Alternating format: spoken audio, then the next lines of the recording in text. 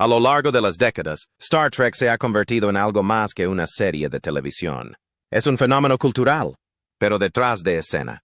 La frontera final no siempre fue un camino de rosas. Algunos actores se marcharon, otros fueron empujados, y unos pocos desaparecieron sin decir palabra. Acompáñanos en este video a profundizar en las verdaderas razones por las que estos queridos actores abandonaron Star Trek y en lo que realmente ocurrió cuando las cámaras dejaron de rodar. Te sorprenderá saber quiénes y por qué. El capitán que se perdió el viaje. ¿Por qué Jeffrey Hunter dejó Star Trek? Antes de que el capitán Kirk se convirtiera en un nombre familiar, el capitán original de la nave Enterprise era alguien muy diferente, Christopher Pike. Interpretado por el actor Jeffrey Hunter. El mando de Pike apareció en el primer piloto de Star Trek, The Cage, una visión más reflexiva y filosófica de la exploración espacial. Sin embargo, la NBC consideró que el episodio era demasiado cerebral y lo descartó. Aún así, vieron potencial y dieron al creador Gene Roddenberry una segunda oportunidad para rehacer la serie. Pero para entonces, Jeffrey Hunter ya había tomado una decisión. Decidió no volver para la versión retomada de la serie por razones que siguen siendo una mezcla de especulaciones, que van desde los conflictos de programación a la falta de interés en comprometerse con una serie de televisión. Como resultado, el papel del capitán del Enterprise recayó en William Shatner, que se convirtió en el ya icónico capitán James T. Kirk. La marcha de Hunter podría haber terminado ahí, pero no fue así. Cuando la producción se retrasó durante la primera temporada, las imágenes de la jaula se reutilizaron en el episodio en dos partes, The Menagerie. Este movimiento no solo ahorró tiempo, sino que introdujo al capitán Pike en la historia de Star Trek como el misterioso predecesor de Kirk. Lo que empezó como una solución entre bastidores, acabó sentando las bases de uno de los personajes más atractivos de la franquicia. Décadas más tarde, Pike regresaría a lo grande. Esta vez interpretado por Anson Mount en Star Trek Strange New Worlds. Así que, aunque Jeffrey Hunter se marchó antes incluso del lanzamiento oficial de Star Trek, su breve papel desencadenó un legado que sigue desarrollándose más de 50 años después. Un capitán se fue en silencio. Otro miembro de la tripulación se fue en voz alta. Pero, ¿por qué? Sigue mirando para averiguarlo. De olvidada a formidable. ¿Por qué Denise Crosby se marchó? Denise Crosby apareció por primera vez en Star Trek, The Next Generation como la teniente Tasha Yar, la feroz y capaz jefa de seguridad del Enterprise D. Pero entre bastidores, Crosby sentía que algo faltaba. A pesar de su prometedor papel, Tasha quedaba relegada a un segundo plano. Su talento se veía obstaculizado por un guión deficiente y un tiempo en pantalla insuficiente. Crosby, descontenta y infrautilizada, tomó la audaz decisión de abandonar la serie durante su primera temporada. En lugar de despedirla suavemente, el creador Gene Roddenberry decidió hacer que su marcha fuera memorable.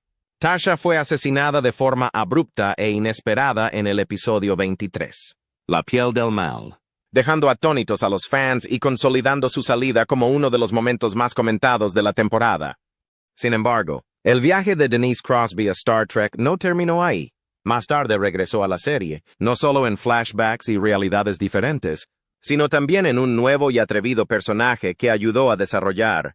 Crosby creó a Sela, la hija medio romulana de Tasha Yar, y el equipo de guionistas de TNG la amplió. Sela se desarrolló como una astuta némesis, proporcionando a Crosby el personaje complejo y dinámico que tanto había deseado. S.A., como contrapartida política del Capitán Peard, ofreció finalmente a Crosby la oportunidad de dejar una huella duradera en la franquicia, demostrando que, incluso tras su marcha, nunca se había ido del todo. Entonces, ¿cuál pudo ser la razón por la que el siguiente actor de la lista dejó la serie? Averigüémoslo. El agridulce adiós de Wil Wheaton. ¿Por qué Wesley Crusher dejó el Enterprise? Wil Wheaton saltó pronto a la fama como Wesley Crusher, el hijo prodigio de la Doctora. Beverly Crusher en Star Trek. Beverly Crusher en Star Trek The Next Generation. Pero mientras la ausencia de Gates McFadden en la segunda temporada desencadenó una apasionada campaña de los fans por su regreso, Wesley no gozó del mismo calor. A pesar del éxito anterior de Wheaton en Stand By Me, su paso por TNG frenó su impulso en Hollywood. Cuando Wheaton consiguió un papel en la película Valmont, pidió tiempo libre de la serie. Pero el equipo de producción lo rechazó, insistiendo en que el episodio que se perdería era vital para la trama de Wesley. Confiando en ello, Wheaton rechazó la película, solo para descubrir más tarde que el guión había sido reescrito para eliminar por completo su personaje. Lo consideró una bofetada en la cara y una señal de que no se valoraba su contribución. Esta tensión entre bastidores acabó empujando a Wheaton a alejarse de la siguiente generación en busca de papeles más satisfactorios. Pero su historia no acabó ahí. Wesley Crusher regresó más tarde, retratado como un conflictivo cadete de la flota estelar antes de unirse a los misteriosos viajeros. Un camino apropiadamente inusual para uno de los personajes más debatidos de Star Trek. Aunque Wheaton abandonó el reparto principal, su vínculo con la franquicia perduró. En la actualidad, es el presentador de Ready Room, el after show oficial de las series modernas de Star Trek, y sigue siendo una voz muy querida en la comunidad Trek. Su viaje nos recuerda que, en Star Trek, marcharse no siempre significa irse para siempre. ¿Qué pasó después? Sigue en sintonía para descubrirlo. Una salida audaz. ¿Por qué Michelle Forbes dijo no a Espacio Profundo 9? Michelle Forbes dejó una importante huella en Star Trek, la nueva generación como Enen Rolaren, una dura y compleja oficial bajorana que debutó en la temporada 5. Su personaje sentó las bases de una importante línea argumental en el universo Star Trek, la toma de Beor por los bajoranos. Esa trama se convertiría en el centro de la siguiente serie de Star Trek, Espacio Profundo 9. Y los productores tenían grandes planes para Ro con la esperanza de que sirviera como segunda al mando Bajoran a bordo de la estación espacial. Pero Forbes tenía otras ambiciones. Rechazó la oportunidad de unirse a Espacio Profundo 9 y prefirió dedicarse al cine. Al parecer, su decisión perjudicó su relación con el equipo de producción de TNG y estuvo a punto de provocar que su personaje no recibiera una despedida digna. Afortunadamente, el destino y los conflictos de agenda intervinieron. Durante la 7ª temporada, la serie se quedó sin episodios, lo que provocó la recuperación de un guión previamente abandonado. En ese episodio, Preemptive Strike, Ro Laren se despidió de la serie con una despedida impresionante, ya que optó por desafiar a la flota estelar y unirse a los Machi. Fue un final audaz y conmovedor, y una de las muertes de personajes más memorables de la historia de Star Trek. A pesar de no participar en DS9, Forbes tuvo una exitosa carrera en televisión, con papeles en 24, Battlestar Galactica y True Blood. Su estancia en la flota estelar fue breve, pero la influencia de Rolren y la actuación de Forbes tuvieron un impacto duradero en la franquicia. Rechazó Destiny.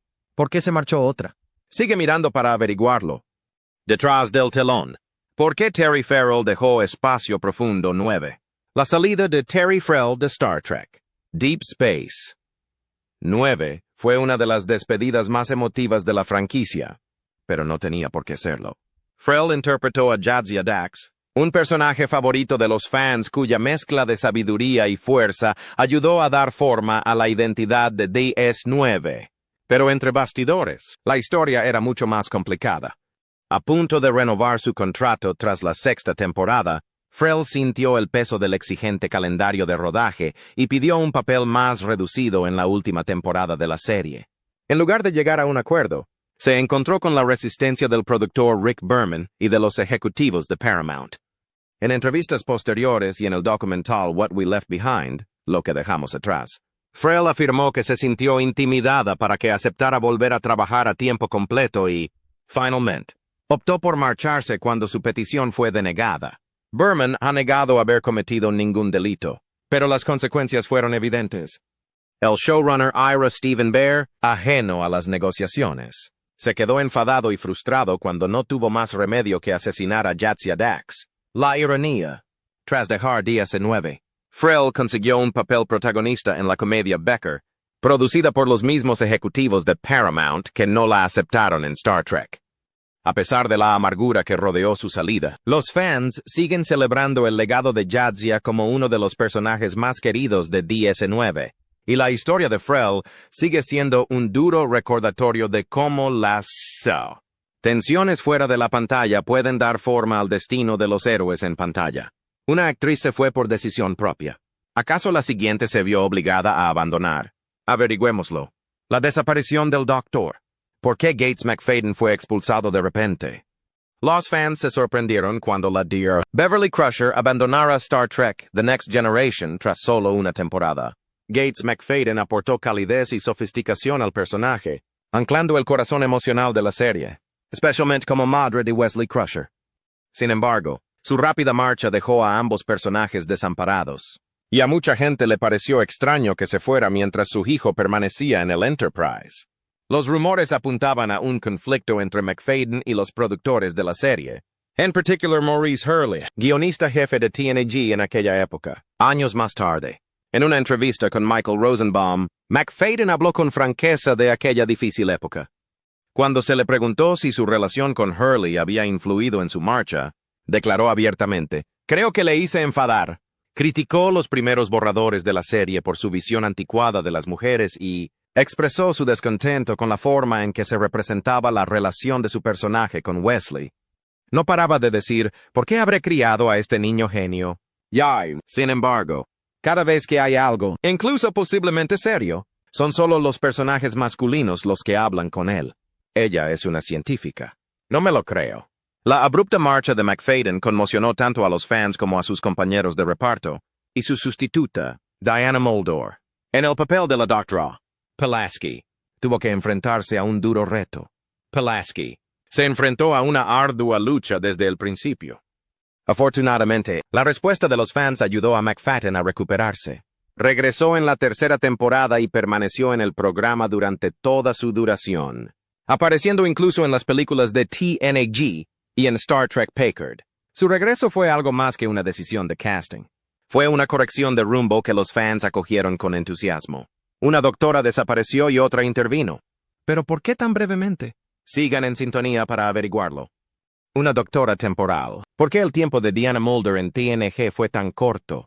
Cuando Gates McFadden se vio abruptamente forzado a abandonar Star Trek The Next Generation. Tras la primera temporada, los productores de la serie no volvieron a contratar a la Doctora Beverly Crusher. La sustituyeron por completo. Entra Diana Muldaur, una cara conocida en el universo Trek, que ya había aparecido en la serie original y protagonizado el telemill de Gene Roddenberry. Roddenberry la contrató personalmente para interpretar a la Doctora Catherine Pulaski en la segunda temporada. Pero a pesar de su talento y experiencia, la transición no fue nada fácil.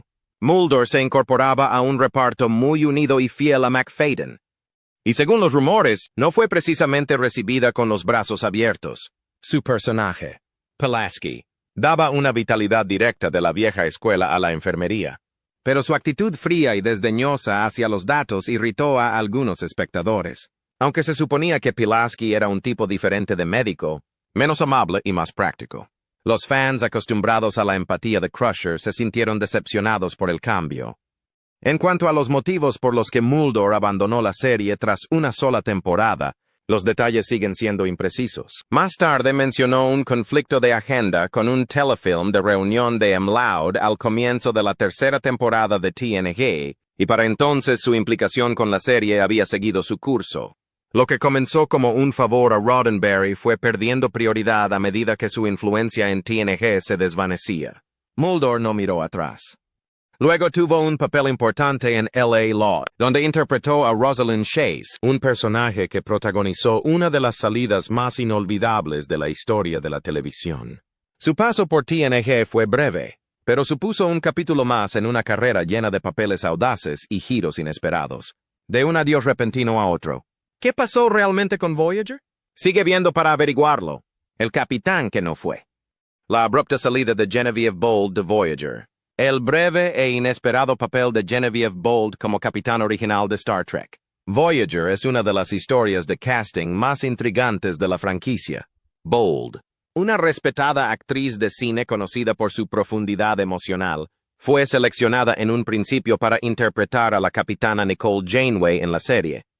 Pero a los pocos días de rodar el piloto, quedó claro que no encajaba en el papel ni en la producción.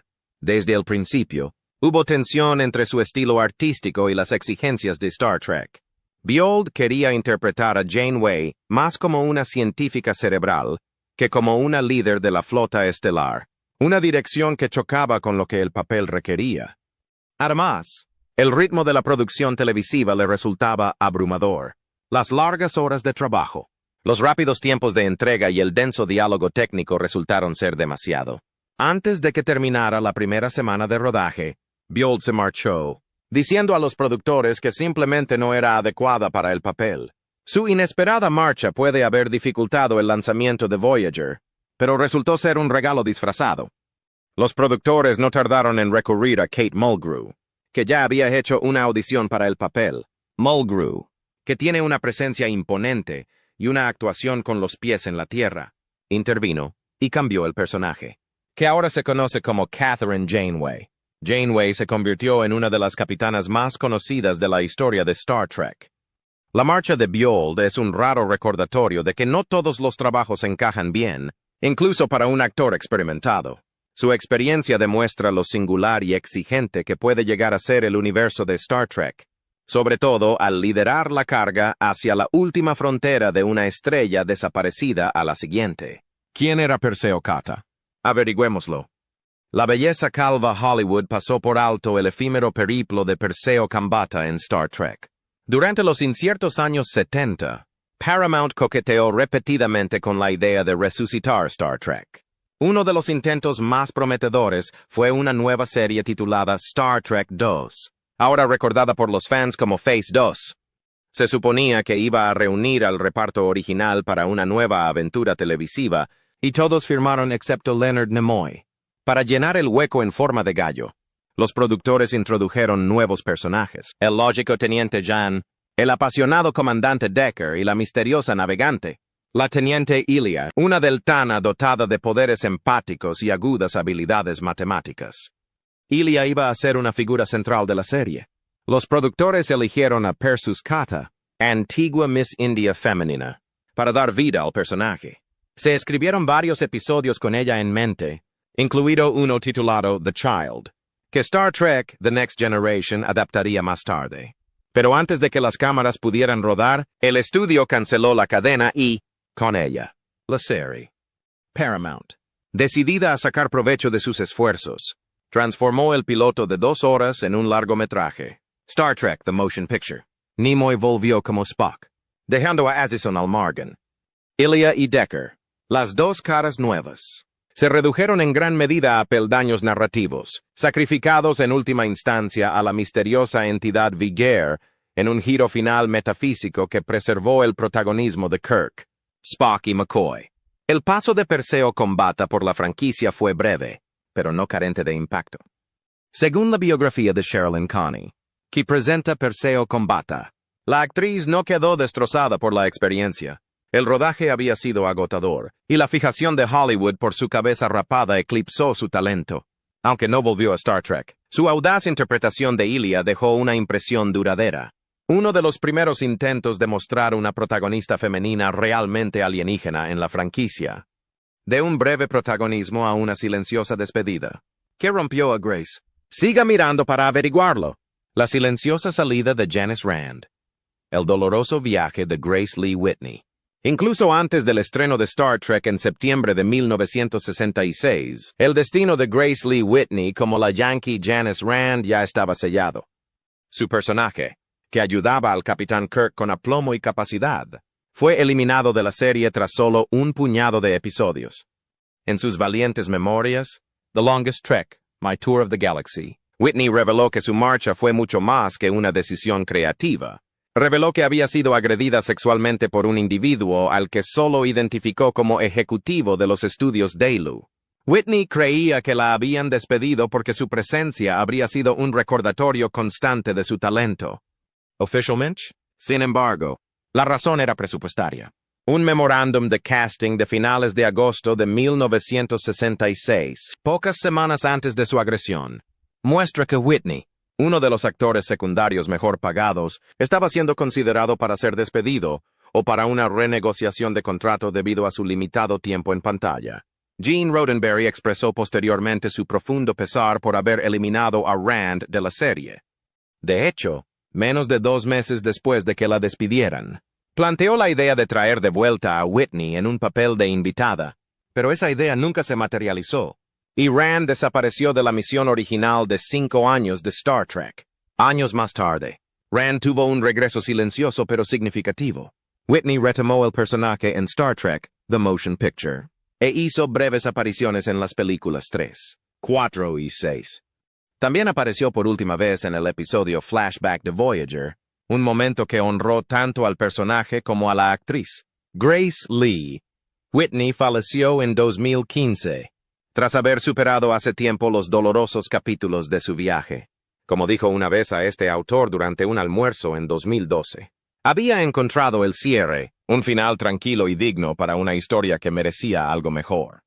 Lo que podríamos llamar una nota de gracia. Su historia terminó en silencio. ¿Por qué no regresó el siguiente actor? Descubramos por qué Kirstie Alley nunca regresó como Saavik. La Saavik de Kirstie Alley fue una presencia destacada en Star Trek II, La Ira de Khan, y muchos esperaban que regresara para la secuela. Pero según el propio Capitán Kirk, esa decisión se redujo a una cosa: el dinero. En sus memorias, Star Trek Movie Memories, William Shatner recuerda que Paramount rebajó la oferta de Alley. La oferta de Paramount fue muy baja. Era menos de lo que me ofrecieron por Star Trek. Así que supuse que no estaban interesados en que yo interpretara el papel. Alley explicó a Shatner. El mensaje era claro. No se la valoraba lo suficiente como para quedarse. Leonard Nimoy, que protagonizó y dirigió Star Trek 3, En busca de Spock, corroboró esta afirmación. Simplemente no podíamos permitírnosla, dijo Nimoy a Shatner. Se le había pagado una suma decente por Star Trek 2 para un principiante, y creo que el estudio estaba dispuesto a pagarle más del doble por 3, pero aún así no era suficiente. Sin Ally, Robin Curtis interpretó a Saavik en Star Trek 3 y 4. Shatner calificó la actuación de Curtis de sólida en un papel bastante ingrato. Sin embargo, los fans nunca olvidaron la versión de Alley de la fría y serena oficial vulcana.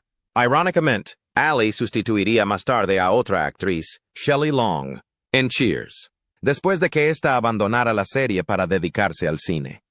En cierto modo, fue otro paso de la antorcha, pero que dejó a los fans de Star Trek preguntándose qué podría haber sido si Saavik hubiera mantenido el rumbo.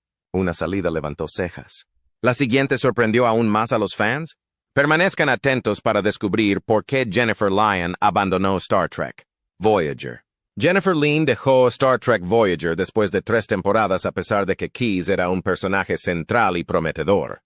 Cuando Voyager se estrenó en 1995, ayudó a dar paso a una nueva generación de fans tras el éxito de la siguiente. En una audaz desviación de las series anteriores, forzándoles a un viaje de 7 años a casa, Lyon interpretó a Kes, a una joven Ocampampa con una corta vida, poderosos poderes telepáticos y una temprana relación romántica con Neelix. Aunque Kes era inusual y tenía mucho potencial para la historia, el personaje nunca llegó a conectar con los espectadores. Kes, como Wesley Crusher antes que ella, encarnaba el arquetipo del miembro de la tripulación joven y brillante, aunque sin el mismo nivel de resentimiento por parte de la audiencia. Sin embargo, Kes no era uno de los personajes más queridos, y esta falta de popularidad acabó por afectar a los guionistas. En el episodio de la 4ª temporada, The Gift, las crecientes habilidades psíquicas de Cassette se descontrolan tras un encuentro con la especie 8472. Kes, comprendiendo que es una amenaza para la gente a la que ha llegado a amar, decide abandonar la Voyager, transformándose en un ser de energía pura y huyendo hacia la galaxia. Fue una despedida conmovedora, en la que se desconoce su destino final. Sin embargo, su marcha no se debió únicamente a limitaciones argumentales. Entre bastidores, varios factores provocaron la marcha de Lyon.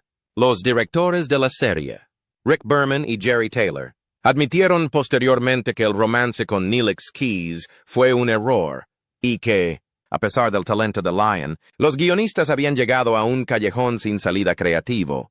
La breve permanencia de la Ocampampa durante 9 años limitó el potencial de la trama a largo plazo, haciendo cada vez más difícil incorporar a Kes en los siguientes arcos argumentales.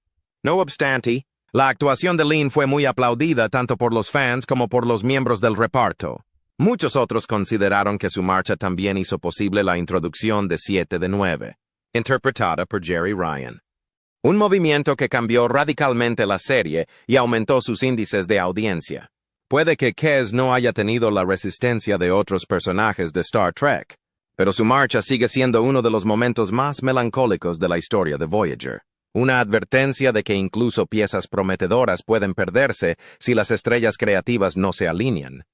Aunque la mayoría de estos actores tuvieron la opción de alejarse o fueron despedidos, uno no tuvo ninguna opción. ¿Por qué? Averigüémoslo. La trágica muerte de Anton Yelchin en pleno estrellato. Anton Yelchin, el excelente actor que aportó vitalidad y encanto juvenil a Pavel Chekhov en las películas reiniciadas de Star Trek, murió trágica e inesperadamente en junio de 2016. Yelchin murió en un extraño accidente en su casa de Los Ángeles cuando solo tenía 27 años, enviando ondas de choque a través de Hollywood y devastando a la comunidad de Star Trek. El accidente se produjo de madrugada. Yelchin había salido de su vehículo, un Jeep Grand Cherokee de 2015, cuando de repente rodó hacia atrás por su empinado camino de entrada. El coche le empotró contra un pilar de un buzón de ladrillo y una verja de seguridad, causándole heridas mortales. Cuando el joven actor no llegó a un ensayo programado, unos amigos preocupados acudieron a su casa e hicieron el desgarrador descubrimiento. El forense dictaminó que la causa de la muerte fue una asfixia traumática contusa, y la policía de Los Ángeles lo clasificó como un trágico accidente. Yelchin acababa de terminar el rodaje de Star Trek Beyond, la tercera parte de la serie de películas reiniciadas, cuando falleció. Su interpretación de Chekhov, que hizo famoso Walter Koenig, fue muy elogiada por su calidez, ingenio y perspicacia. El director Justin Lin, que dirigió Star Trek Beyond, expresó su dolor diciendo, todavía en estado de shock. Descansa en paz, Anton. Tu pasión y entusiasmo perdurarán en todos los que tuvieron el placer de conocerte. Los homenajes de colegas y compañeros de reparto se sucedieron. J. Abrams, que dirigió a Yelchin en los dos primeros reinicios de Star Trek, escribió, eras amable, eras divertidísimo y tenías un talento supremo, y no estuviste aquí el tiempo suficiente. Sabio más allá de sus años y muerto antes de tiempo. John Cho, que interpretó a Sulu, escribió, quería mucho a Anton Yelchin. Era un verdadero artista, curioso, hermoso, valiente. Estoy en la ruina. Incluso William Shatner, el Capitán Kirk original, se hizo eco de las redes sociales para expresar su dolor por la pérdida de un joven con tanto talento. La revelación de que el modelo de Jeep implicado en el accidente había sido investigado por su controvertida palanca de cambios electrónica, que había dado lugar a numerosas quejas de los conductores sobre la confusión de si el vehículo estaba realmente aparcado, supuso una nueva angustia. Aunque no se estableció formalmente ninguna relación directa en el caso de Yelchin, la tragedia desató la indignación pública e intensificó el escrutinio sobre el diseño del vehículo. Jodie Foster, que había dirigido a Yelchin en la película de 2011 El Castor, lo describió como un alma rara y hermosa con su imparable pasión por la vida. La industria del entretenimiento y los aficionados se hicieron eco de este sentimiento, ya que muchos de ellos le habían visto pasar de ser un prometedor actor infantil a una estrella en ascenso. La prematura muerte de Anton Yelchin fue algo más que la pérdida de un actor de talento. Fue la quietud de un espíritu brillante y curioso, cuyo potencial parecía ilimitado. Su interpretación de Chekhov es un sombrío recordatorio de lo que aportó a Star Trek y de lo que el mundo perdió demasiado pronto. ¿Cómo continuó el legado de Star Trek?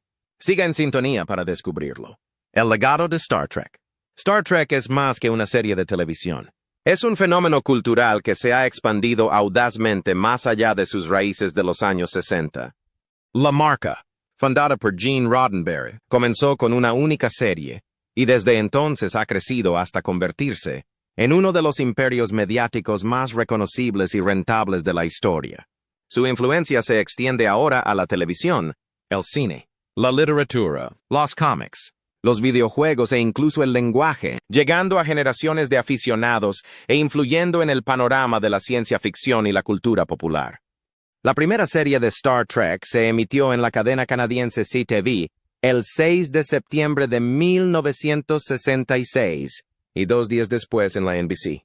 Ambientada en el siglo XX, la serie seguía los viajes de la nave estelar USS Enterprise, a medida que descubría nuevos mundos y encontraba nuevas formas de vida y civilizaciones. Roddenberry se inspiró en las aventuras navales de Horatio Hornblower, de C.S. Foresters, en la sátira social de los viajes de Gulliver, en la visión del futuro de Planeta Prohibido y en la estructura de westerns televisivos como Wagon Train.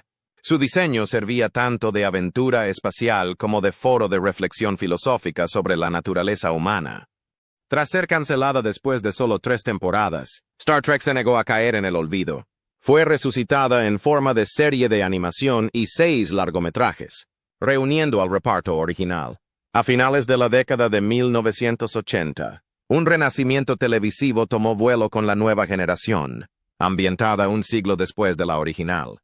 Esa época daría lugar a varias series nuevas: Espacio Profundo 9, Voyager y Enterprise, así como a 4 largometrajes centrados en el Capitán Picard y su tripulación. En 2009, J.J. Abrams inició un reinicio cinematográfico ambientado en una línea temporal alternativa, la línea temporal Kelvin, que presentó nuevas versiones de viejos personajes y dio lugar a 3 nuevas películas. Pero no fue el final. A partir de 2017, Star Trek regresó a la televisión con una nueva oleada de programas ambientados en la línea temporal original, como Discovery, Picard, Short Tres, Lower Decks, Prodigy y Strange New Worlds, muchos de ellos emitidos en streaming en plataformas digitales y dirigidos a nuevas generaciones. Pero Star Trek es más que una simple franquicia. Es una comunidad. Los fans, conocidos cariñosamente como Trekkies o Trekkers, han mantenido vivo el sueño a través de convenciones, souvenirs, películas de fans y otras actividades. El efecto de Star Trek puede verse en todas partes, desde una atracción de Las Vegas de una década de duración hasta exposiciones itinerantes en museos. El idioma Klingon se inventó solo para la serie y desde entonces se ha estudiado, traducido y hablado en todo el mundo. Más que nada, Star Trek siempre se ha adelantado a su tiempo. Es alabada por su visión de un futuro en el que la humanidad ha superado muchas de sus divisiones sociales. La serie original contó con uno de los primeros elencos interraciales de la televisión, reflejando un mensaje de inclusividad que fue popular durante el movimiento por los derechos civiles. Esa herencia perdura hoy en día, haciendo de Star Trek algo más que un simple entretenimiento. Es un símbolo de optimismo, oportunidad y la fuerza eterna de la imaginación. ¿Qué opinas de estos actores y de las verdaderas razones de su marcha de Star Trek? Haznoslo saber en la sección de comentarios más abajo. Gracias por ver.